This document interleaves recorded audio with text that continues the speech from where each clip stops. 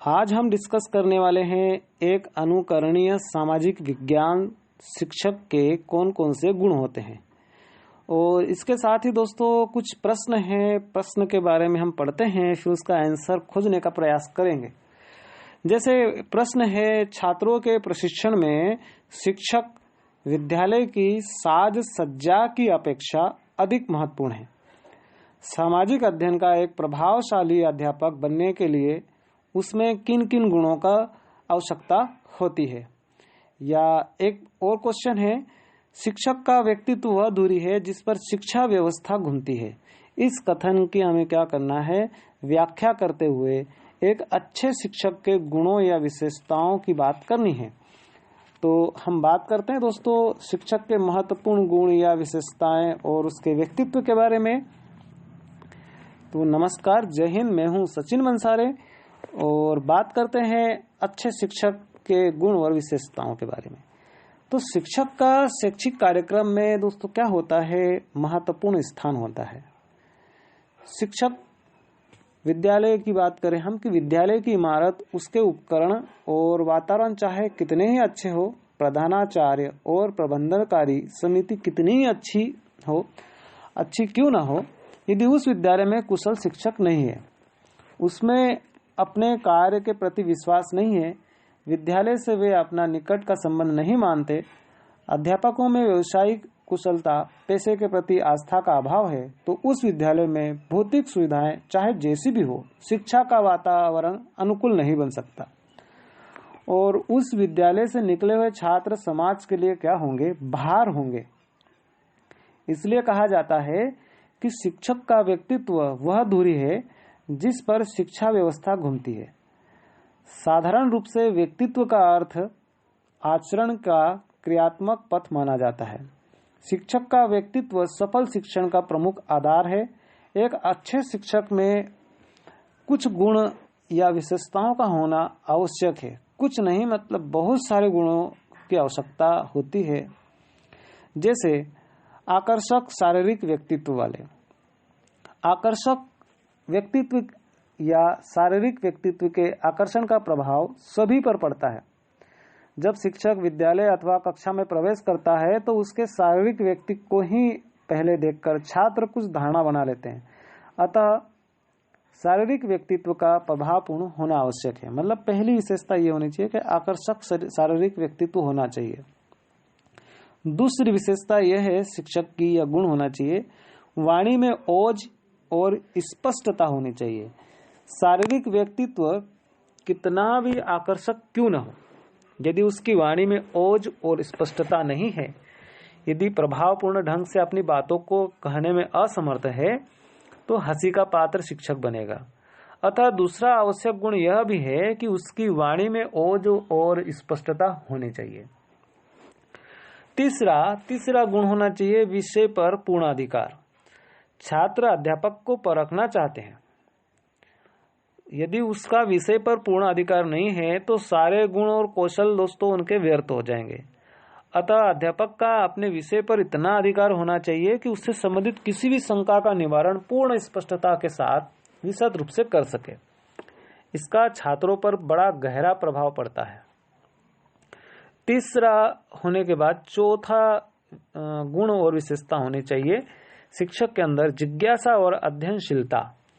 शिक्षक विद्यार्थी पहले है, शिक्षक बाद में है, ये बात सही है। उसमें अपने ज्ञान का निरंतर अध्ययन द्वारा बढ़ाते रहने की जिज्ञासा आवश्यक होनी चाहिए, जिससे जैसे आधुनिकता की बात करेगा, आधुनिकता की प्रगति से अवगत होता रहे। उसका ज्ञान बंधे पानी के समान न हो जो पुराना होने के कारण अनुपयोगी हो जाता है, अपितु यह स्रोत के प्रवाहित जल के समान हो जिसमें मिठास होती है और लोग पीने के लिए लालायित रहते हैं। मतलब शिक्षक को अपडेट रहना चाहिए नए नए ज्ञान से। नेक्स्ट, पांचवें गुण होना चाहिए शिक्षण कला का ज्ञान। विषय पर कितना भी पांडित्य हो, किंतु यदि शिक्षक शिक्षण कला से अनभिज्ञ है, यदि विषय को छात्रों के स्तर के अनुसार रुचिकर ढंग से प्रस्तुत करने में असफल है, तो उस ज्ञान से छात्र तनिक भी लाभ नहीं उठा सके। इसके लिए आवश्यक है कि शिक्षक किसी लब्ध प्रतिष्ठित प्रशिक्षण महाविद्यालय से प्रशिक्षण प्राप्त किए हो। छठा गुण होना चाहिए 6 नंबर का, शिक्षा की समस्याओं के प्रति जागरूक और क्रियात्मक अनुसंधान में रुचिशील। शिक्षा की समस्याओं के प्रति खुली दृष्टि से देखता हो तथा अपनी समस्याओं को हल करने के लिए क्रियात्मक अनुसंधान में रुचि रखता हो और उसके अनुरूप आचरण करता हो। 7वां गुण होना चाहिए अभिनव शिक्षण पद्धतियों द्वारा प्रयोगों से परिचित। शिक्षा के क्षेत्र में नित्य नए नए अनुसंधान हो रहे, नई नई रिसर्चें हो रही, अपनी शिक्षण विधि में इनके द्वारा क्या सुधार लाया जा सकता है इसके प्रति जागरूक हो और प्रसार सेवा विभाग द्वारा आयोजित सेमिनार, वर्कशॉप आदि में क्या होना चाहिए, रुचि से भाग लेता हो। 8वां गुण होना चाहिए अन्य विषयों का सामान्य ज्ञान। ज्ञान अपने स्वरूप से अखंड है, अतः एक विषय का भी ज्ञान उसे एकांगी बना देगा और वह अन्य विषयों से समन्वय द्वारा ज्ञान की अखंडता का आभास तब तक नहीं करा सकेगा जब तक उसे अन्य विषयों का भी ज्ञान, सामान्य जानकारी होनी चाहिए। 9वां गुण है दृढ़ चरित्र और नैतिकता का। बालक अध्यापक को आदर्श मानकर उसके सभी गुणों का अनुकरण करके वैसा ही बनना चाहते हैं। चरित्रहीन व्यक्ति यदि इस पेशे में आ गया तो वह सत्यानाश कर देगा, अतः उसे सच्चरित, परिश्रमी, कर्तव्यपरायण और परोपकारी होना चाहिए जिससे छात्रों के ऊपर गलत प्रभाव न पड़े। 10वां गुण होना चाहिए पेशे में दृढ़ निष्ठा और स्वाभिमान। यदि अपने पेशे में अध्यापक की दृढ़ निष्ठा नहीं है और वह इस कार्य को करने में स्वाभिमान का अनुभव नहीं करता है तो कभी भी सफल नहीं होगा, न दूसरों का सम्मान प्राप्त कर सकेगा। जो लोग इस पेशे को हीन समझते हैं और दूसरे पेशे उन्हें आकर्षण दिखाई देते हैं, उनके लिए द्वार खुला है, किंतु निष्ठा और स्वाभिमान के अभाव में वो जीवित नहीं रहेगा। इसके अलावा 11वां गुण है दोस्तों निष्पक्षता और नियम पालन। अध्यापक को समूचे विद्यालय के छात्रों के संपर्क में रहना पड़ता है। यदि वह स्वयं समय का ध्यान रखने वाला और नियम पालक नहीं है तो कभी भी अनुशासन स्थापित नहीं कर सकता। साथ ही उसके सभी बच्चों के साथ समान व्यवहार रखना चाहिए, अन्यथा आलोचना का पात्र बनेगा। 12वां गुण है व्यवहार में एकरूपता और छात्रों का सच्चा शुभचिंतक होना चाहिए। शिक्षक के व्यवहार में एकरूपता आवश्यक है, जिससे यह स्पष्ट ज्ञात हो कि अमुक प्रकार की परिस्थितियां में इस प्रकार का ही व्यवहार करेगी। ऐसी मतलब बात करें हम कि ऐसे व्यक्ति से कभी धोखा नहीं होता और वह दूसरों का विश्वास प्राप्त करने में सफल होता है।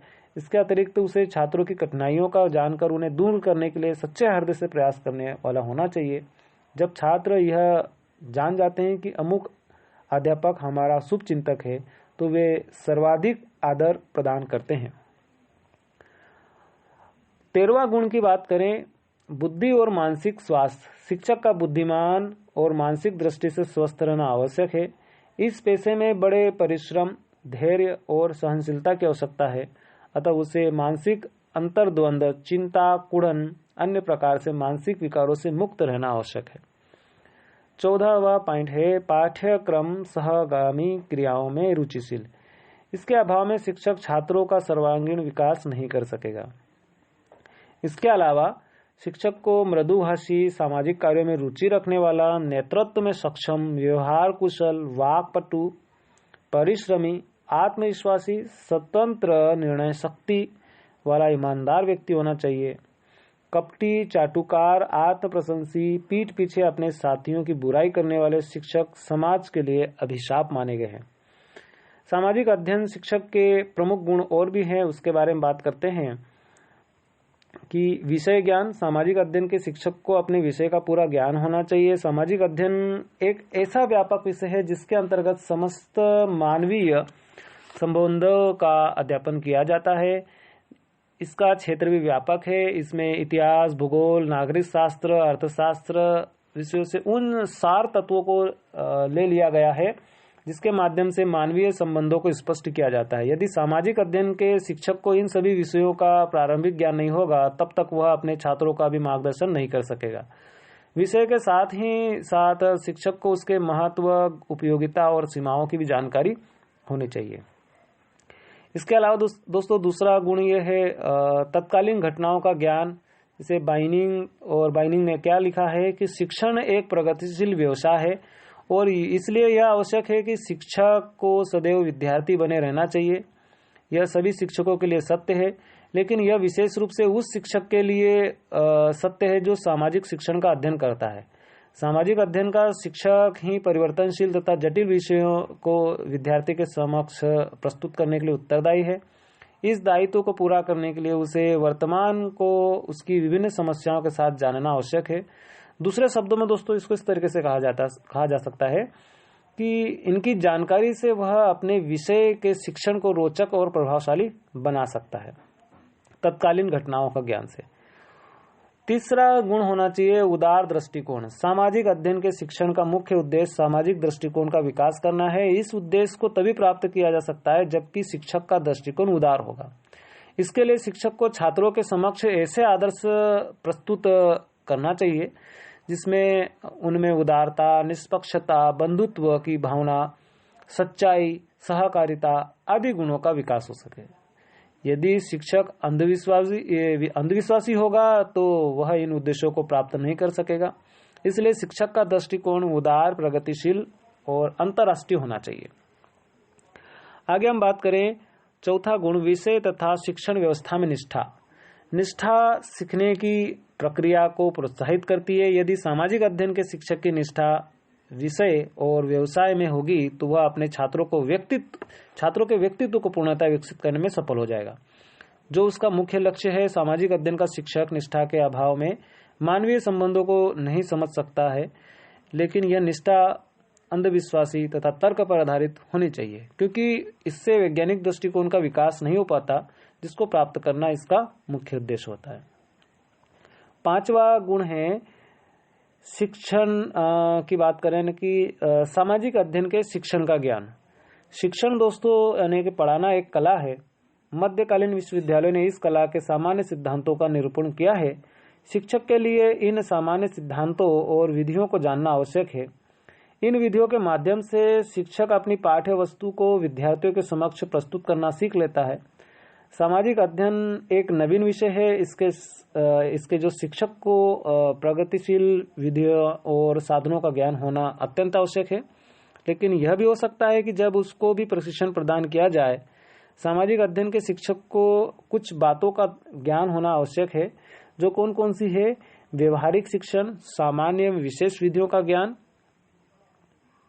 और भी इसके अलावा विषयों का ज्ञान होना चाहिए, जैसे शिक्षा का परिचय, शिक्षा का इतिहास, पाठशालाओं की व्यवस्था के मूल सिद्धांत, शिक्षा मनोविज्ञान एवं बाल मनोविज्ञान का ज्ञान, शिक्षा समाजशास्त्र, शिक्षा दर्शन, स्वास्थ्य शिक्षा तथा शिक्षा में मानव। ये सभी बातों का प्रशिक्षण प्राप्त करने के बाद शिक्षक को समय समय पर नवीन पाठ्यक्रम का ज्ञान प्राप्त करते रहना चाहिए, जिससे वह प्रशिक्षण बातों को भूलकर नवीन विधियों का ज्ञान प्राप्त कर सके।